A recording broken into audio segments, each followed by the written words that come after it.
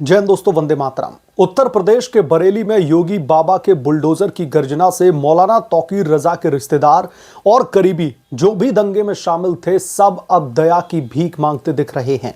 आज तो दोस्तों गजब ही हो गया। एनकाउंटर के खौफ से मौलाना तौकीर रजा का राइट हैंड कहा जाने वाला अफजल बेग दरअसल खुद ही कोर्ट में आकर के सरेंडर कर देता है कि साहब मुझे उठाकर के जेल में डाल दो, नहीं तो योगी बाबा की पुलिस कहां एनकाउंटर कर दे पता ही नहीं। दोस्तों, chief justice of India BR Gavai साहब को यह खबर जरूर देखनी चाहिए। जिस बुलडोजर एक्शन पर वो सवाल खड़े कर रहे थे, अब उसी के खौफ से अपराधी खुद आकर सरेंडर कर रहे हैं। आप लोग समझिए कि एक दंगाई कोर्ट में आकर के खुद सरेंडर कर रहा है, यह है योगी का खौफ। आई लव मोहम्मद विवाद से उपजी हिंसा के मामले में इत्तेहाद मिल्लत काउंसिल यानी कि IMC के मुखिया मौलाना तौकीर रजा खान के निजी सहायक और मुख्य आरोपी अफजल बेग ने खुद मुख्य न्यायिक मजिस्ट्रेट की अदालत में आत्मसमर्पण कर दिया। पुलिस अधिकारियों के मुताबिक दोस्तों 15,000 रुपए के इनामी आरोपी बेग को अदालत ने न्यायिक हिरासत में अब जेल में भेज दिया है और अब इसकी भी चूड़ियां टाइट होंगी, यह भी तौकीर की तरह सच उगलेगा। यह सरेंडर योगी आदित्यनाथ सरकार की सख्त कार्रवाई का दोस्तों नतीजा माना जा रहा है। जहां दंगाइयों पर शिकंजा कसते हुए पुलिस ने बेग को गिरफ्तार फरार घोषित कर दिया था, इससे पहले मौलाना तौकीर रजा की न्यायिक हिरासत को 28 अक्टूबर तक के लिए बढ़ा दिया गया था और पुलिस अब अन्य फरार आरोपियों के खिलाफ में गैर जमानती वारंट जारी करने की तैयारी में है।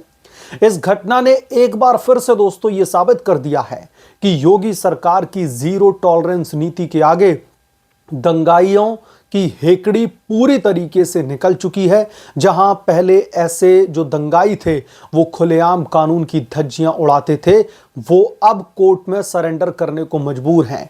मैं यहां पर अखिलेश यादव और मुलायम सिंह यादव की सरकार की रिजीम की बात कर रहा हूं।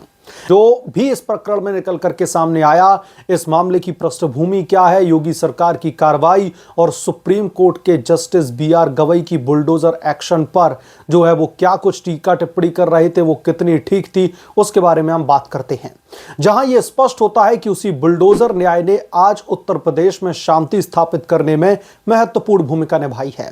दोस्तों, इस हिंसा में जो दर्जनों लोग घायल हुए थे और शहर में तनाव का जो माहौल बन गया था, मौलाना तौकीर रजा को पुलिस ने अब गिरफ्तार कर लिया है, जो उनके 43 साल के राजनीतिक करियर में पहली बार इतनी सख्त कार्रवाई थी। पहले की सरकारों में ऐसे दंगाइयों को, ऐसे दंगे करने वाले मास्टरमाइंड्स को संरक्षण मिलता था, लेकिन योगी राज में स्थिति बदल चुकी है।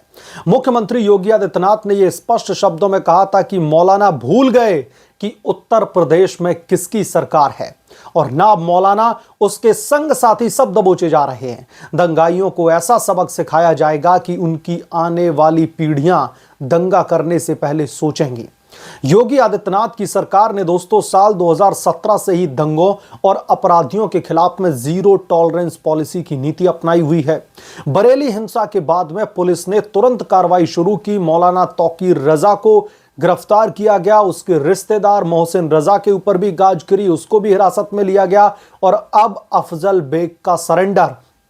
पुलिस ने 100 से ज्यादा लोगों को दोस्तों अभी तक गिरफ्तार किया है बरेली हिंसा के मामले में और फरार आरोपियों की संपत्ति कुर्क करने की प्रक्रिया लगातार चल रही है। यह सख्ती बुलडोजर एक्शन का दरअसल हिस्सा है, जहां दंगाइयों और माफियाओं की अवैध संपत्तियों को ध्वस्त किया जाता है। योगी सरकार ने इसे डेंटिंग पेंटिंग का नाम दिया है। तौकीर रजा और उसके लेफ्ट हैंड राइट हैंड जितने भी थे, उसके दामाद, सबकी डेंटिंग बेंटिंग की जा रही है। मतलब दंगाइयों को ऐसा सबक कि वो कानून का सम्मान करना शुरू करें। बरेली में भी दोस्तों ऐसी कार्रवाई की गई, जहां दंगाइयों की संपत्तियां निशाने पर आई। मुख्यमंत्री ने कहा कि पिछली सरकारों में दंगाइयों को मुख्यमंत्री आवास पर बुलाया जाता था, लेकिन अब वो जेल में हैं। और जब मैं पिछली सरकार की बात करता हूं तो यहां पे अखिलेश यादव यानी कि टीपू सुल्तान की सरकार की बात हो रही है। इस नीति ने उत्तर प्रदेश में अपराध जो दर है उसको कम कर दिया है। जहां पहले दंगे आम थे वहीं अब दंगाई सरेंडर करने को मजबूर हैं। अफजल बेग का मामला इसका जीता जागता एक बड़ा उदाहरण है। पुलिस की टीम दोस्तों अदालत के बाहर तैनात थी, लेकिन वो चुपके से सरेंडर कर गया।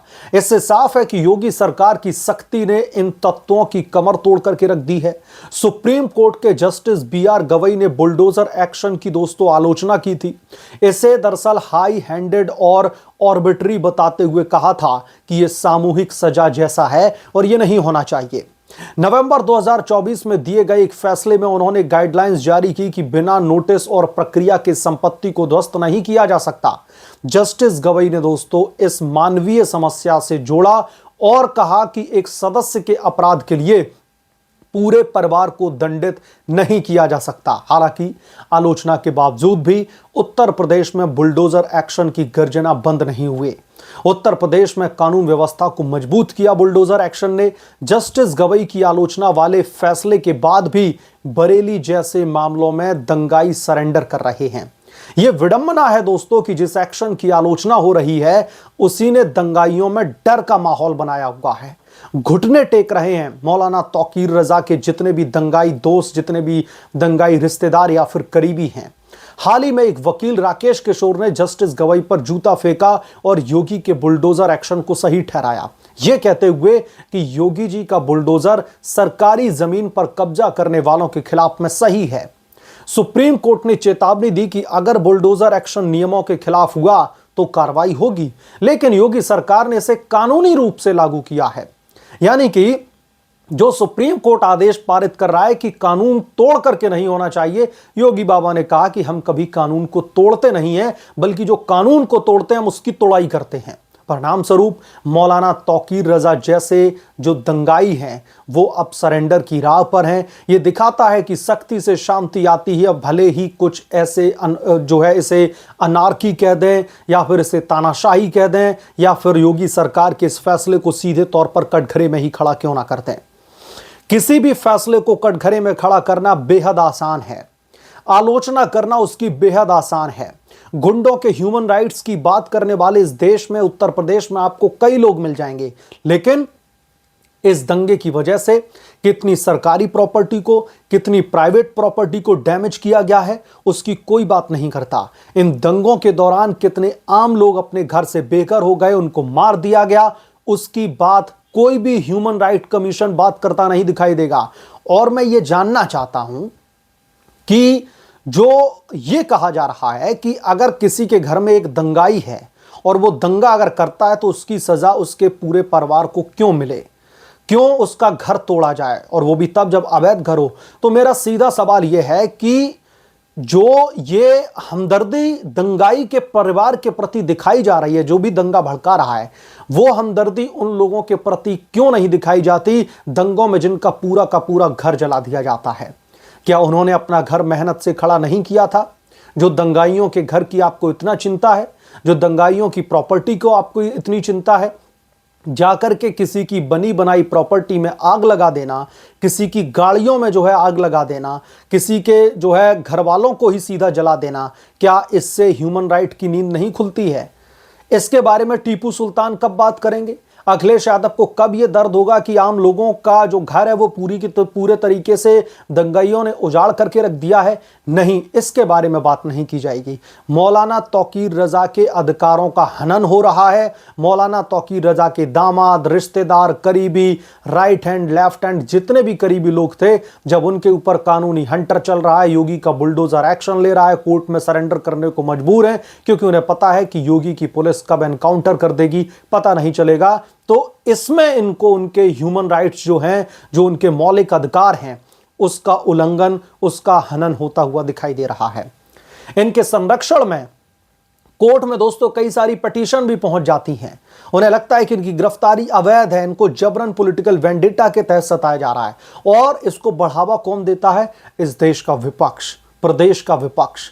अखिलेश यादव और समाजवादी पार्टी के नेताओं की आप देखेंगे, मौलाना तौकीर रजा हो या फिर आप उत्तर प्रदेश के इतिहास में किसी भी दंगे को उठा करके देख लीजिए, ये कभी ये नहीं कहते हुए दिखाई देंगे कि हम योगी सरकार के साथ में खड़े हैं। आप पूरी जिम्मेदारी के साथ में ताबड़तोड़ एक्शन लीजिए, दंगाइयों के खिलाफ में एक्शन लीजिए, उन्हें धूल में मिटा दीजिए।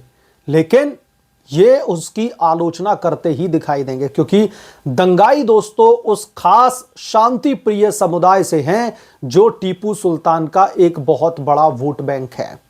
हमें दोस्तों यह समझने की जरूरत है कि जो अनार्की की जो बात कही जा रही है, ये योगी सरकार नहीं बल्कि विपक्षियों को यह बोला जाना चाहिए कि कैसे वो अनार्की दरअसल फॉलो कर रहे हैं। बहरहाल आप क्या सोचते हैं इसके बारे में, आपकी क्या राय है, कमेंट करके जरूर बताएं। जल्द मिलूंगा किसी दूसरे बड़े अपडेट के साथ में, तब तक के लिए धन्यवाद। अगर आप लोग चैनल पर नए हैं तो प्लीज चैनल को सब्सक्राइब करें, साइड बने बेल आइकन को जरूर प्रेस करें ताकि जब भी मैं कोई नया अपडेट लेकर के आऊं तो इसकी जानकारी सबसे पहले आपको मिले।